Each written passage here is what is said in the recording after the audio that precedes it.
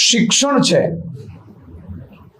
એ સિંહણનું દૂધ છે, જે પીસે એ ડણક મારશે, આ કહેવત છે આપણી.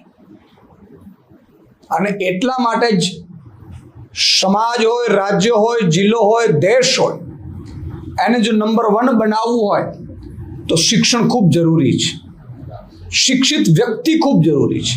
અને અત્યાર સુધીનો ઇતિહાસ જોઈ લ્યો, જે દેશોએ પ્રગતિ કરી છે એણે શિક્ષણને મહત્વ આપ્યું છે, એટલા માટે એણે પ્રગતિ કરી છે અને એ દેશ કે રાજ્ય આગળ વધતું હોય છે.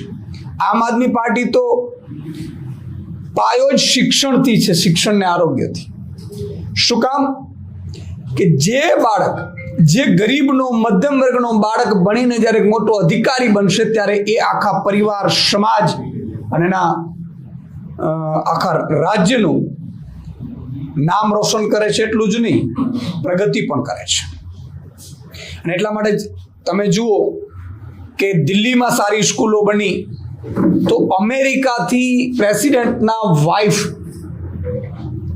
એ સ્કૂલ જોવા માટે, ભારતની સ્કૂલ જોવા માટે દિલ્હી આવ્યા હતા, અભ્યાસ કર્યો હતો કે ભારતમાં પણ અમેરિકા જેવી સ્કૂલો છે, એનાથી પણ સારી છે. પંજાબમાં આમ આદમી પાર્ટીની સરકાર આવી તો બીજી બધી સવલતો તો આપી જ, ખેડૂતો માટે આપી, કર્મચારીઓને રોજગારી આપી, કોન્ટ્રાક્ટ કર્મચારીઓને કાયમી કર્યા, વીજળી ફ્રી કરી ખેડૂતો માટે, સામાન્ય નાગરિકો માટે વીજળી ફ્રી કરી, આ તો બધું કર્યું જ, મોહલ્લા ક્લિનિક કર્યું.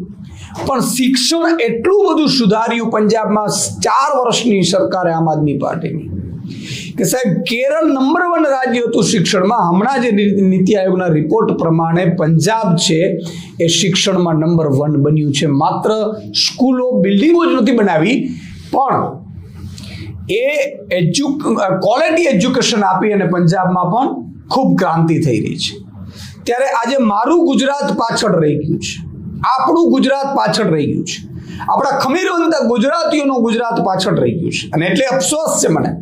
અને એટલા માટે આજે આમ આદમી પાર્ટી પણ એક અભિયાન છેડવા જઈ રહી છે આવતીકાલથી.